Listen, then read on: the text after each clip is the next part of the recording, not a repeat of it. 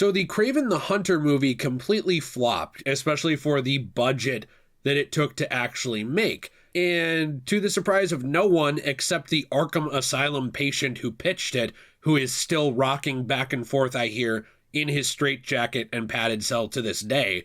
I guarantee a Sony executive was just walking by the room and they heard the Kraven the Hunter film. And they were like, money! It's like Mr. Krabs. They're like, I like money. And so that, I guarantee that's how this film was greenlit.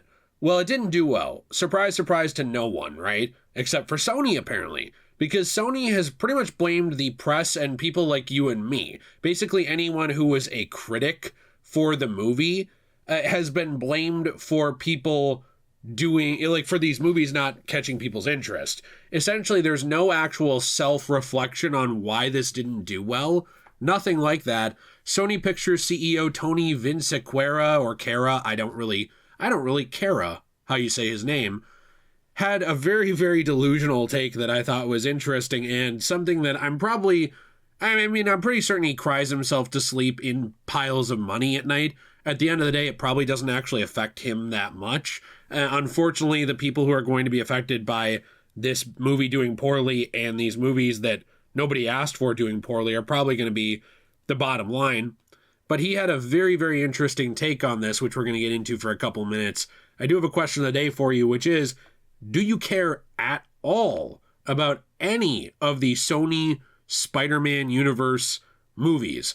Which apparently it's come out in recent days that they could have actually used Tom Holland. They could have actually used, if the reports are true, Spider-Man in these movies. There wasn't actually anything stopping them. It's just that they didn't really have any kind of plan. They weren't really building towards anything.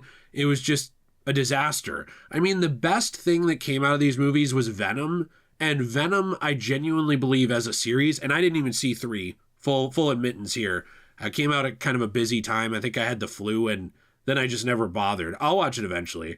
The best thing to come out of these movies was Venom. I think Tom Hardy did a good job. Apparently, he had to fight tooth and nail just to get the script to where it was at. They didn't want to do rated R. They didn't want to do anything like that. They wanted to play it completely safe, which is one of Sony's problems. And ironically, weirdly, the thing they didn't do with the rest of their movies. They were able to capture an audience with Venom because it's Venom. It's a character that works with Spider-Man and without Spider-Man. I think he works best with Spider-Man ties, but they managed to make him work. They managed to make fun movies.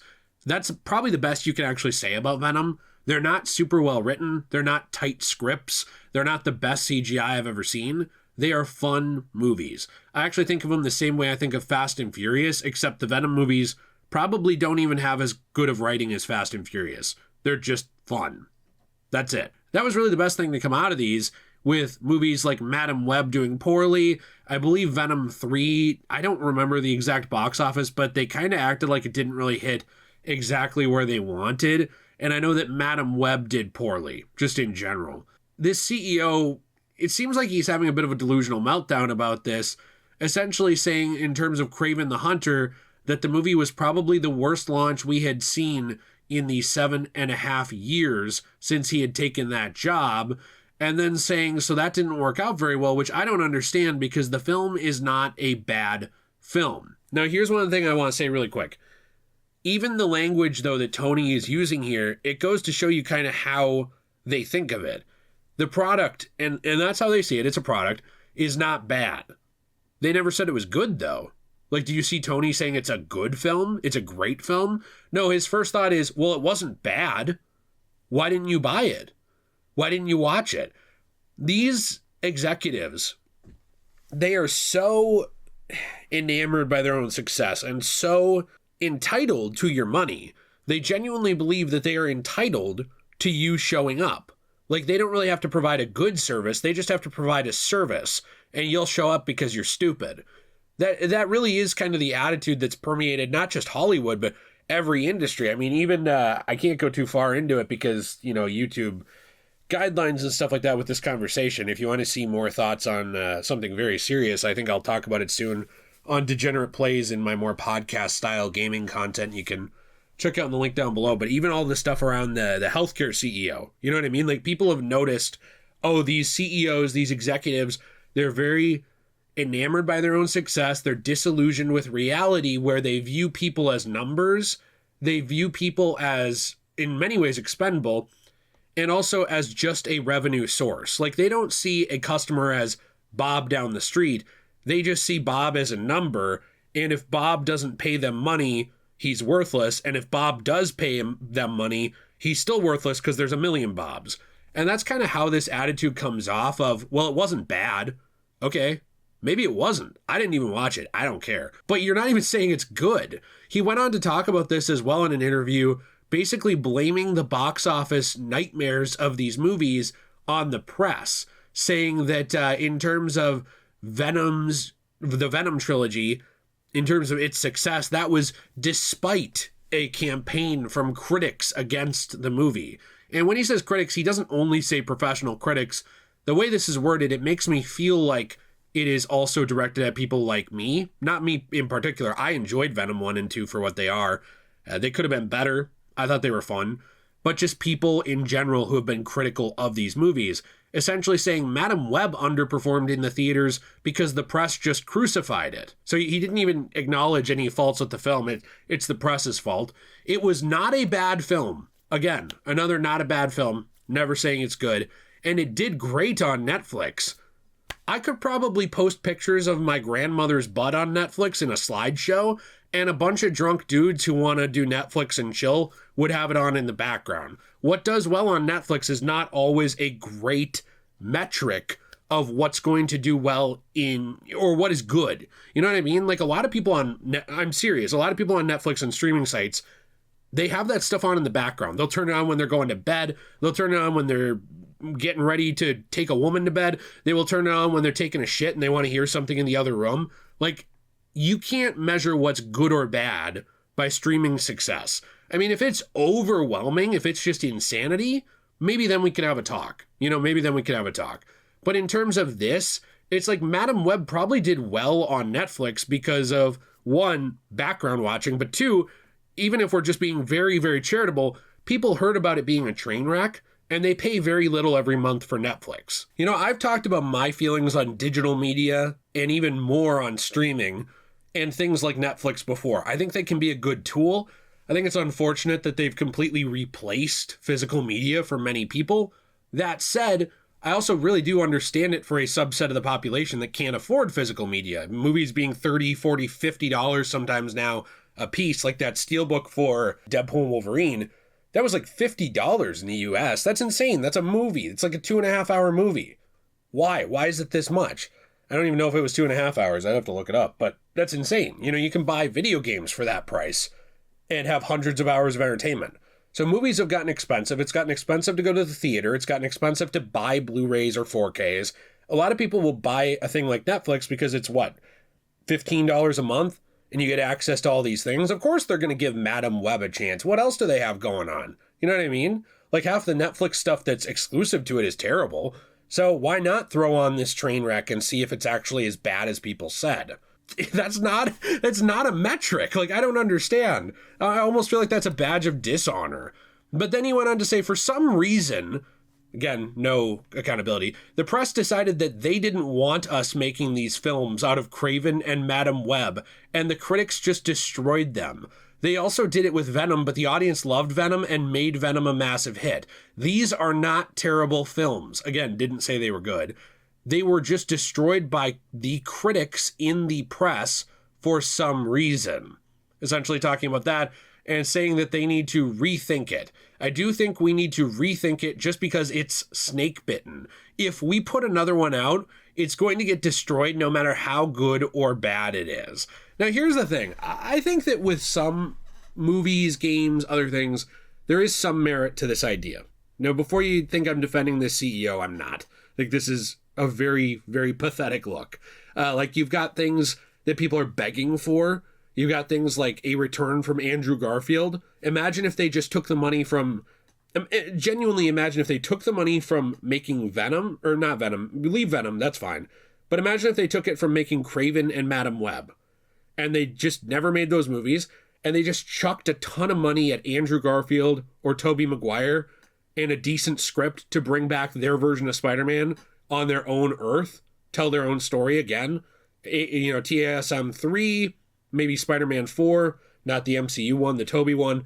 People would rush to theaters for those. Look at how well No Way Home did. No Way Home didn't do that good just because of Tom Holland. I'm sorry, it just didn't. It did that well because people were expecting this big, huge thing with multiple Spider-Men. And I remember I said that at the time, and people were very huge dicks about it, saying, oh, they won't be in that. They won't be in that. Go look at my videos about it. And I still go back every once in a while to kind of chuckle at some of the comments. And yet that's what they got. They got a big ensemble film with multiple Spider-Men. They went in expecting that. They got that. They were happy. It was a huge nostalgia trip. Was it also a bunch of member berries? Yeah, but I thought it was very fun. The same reason Venom did well. It was very fun. Was No Way Home perfect? Absolutely not. Were the Venom movies perfect? Even farther from it. But these things were very fun. So they attracted people, right? People wanted to see them. Nobody cared about Kraven the Hunter, the movie. Nobody cared about Madam Web. It's not because of the critics. It's not because of people just, it's popular to hate on your thing. This to me comes across like a kid who got his bike stolen, and so he yells after the bully, well, I didn't like that bike anyway. I didn't want to I didn't want to ride that anyway. I'm going to walk home, moron. It's like, this is just the most entitled little child tantrum response ever. Now, like I said, there are some times where this kind of thing can be true. There are times where it becomes a trend to hate on someone. I've seen like all these trends of mass unfollowing of Twitter or YouTubers or things like that. Like basically like we're going to orchestrate a cancellation of this person, or like somebody gets in the press in a poor way, like Blake Lively from the last 6 months. So then instead of actually anybody thinking about it after the fact, everybody's just kind of made their mind up, right? I actually even saw that with Johnny Depp. How many people just made their mind up about Johnny Depp and then ended up looking like a total dumbass after that trial? You know, they had just made their mind up that he was this Lex Luthor in real life. Amber Heard was a perfect angel. And then a lot of stuff came out in that trial and they're like, oh. Now, some people to this day are still deluding themselves. They still want to believe that narrative they put in their head, right?